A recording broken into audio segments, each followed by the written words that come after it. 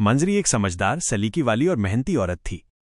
सुबह 6 बजे से ही उसका दिन शुरू हो जाता। बच्चों के टिफिन, सास ससुर की दवाइयाँ, पति के लिए नाश्ता और फिर खुद को ऑफिस के लिए तैयार करना।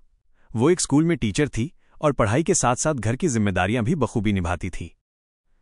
लेकिन उसकी सास कमला देवी हमेशा उससे नाराज ही रहती। वजह? पड़ोसन की बहू रिंकी। रिंकी एक हाउसवाइफ थी जो पूरे समय घर पर रहती, कमला देवी को पानी पूछती, पांव दबाती और गप्पे मारती। एक दिन कमला देवी ने ताना मारते हुए कहा, देखा मंजरी, पड़ोस वाली बहू को, कितनी अच्छी है, पूरा दिन घर संभालती है, हमें कौन पूछता है? नौकरी करके बड़ी बनी फिरती है, लेकिन घर तो बस भगवान ही चला रहे हैं। मंजरी ने चुपचाप सुन लिया, लेकिन अंदर से वो टूट गई। उसका मन रो पड़ा, लेकिन आंखों से आंसू नहीं निकले। उसने खुद को मजबूत बनाया। अगले दिन वो सुबह पहले से भी जल्दी उठी, सास को चाय बनाकर दी, पूजा की तैयारी की और फिर स्कूल निकल गई। एक दिन स्कूल में उसकी एक छात्रा की मां आई और कहने लगी, मैम, मेरी बेटी आपके जैसा बनना चाहती है।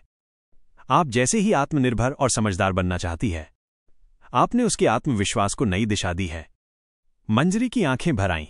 वो समझ गई कि उसकी मेहनत रंग ला रही है, भले ही सास को ना दिखे।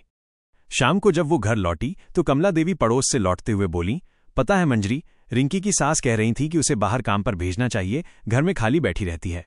मंजरी ने मुस्कुराकर कहा, हर बहू की अपनी अपनी अच्छाई होती है मम्मी जी। कोई घर संभालती है, कोई बाहर काम करती है और कोई दोनों। कमला देवी चुप हो गईं। अगले दिन उन्होंने पहली बार मंजरी से पूछा, थक गई होगी? चाय बना दूं? मंजरी का दिल भर आया। उसकी आंखों में सुकून था। पहली बार उसे लगा कि उसकी पहचान अब घर में भी बनने लगी है।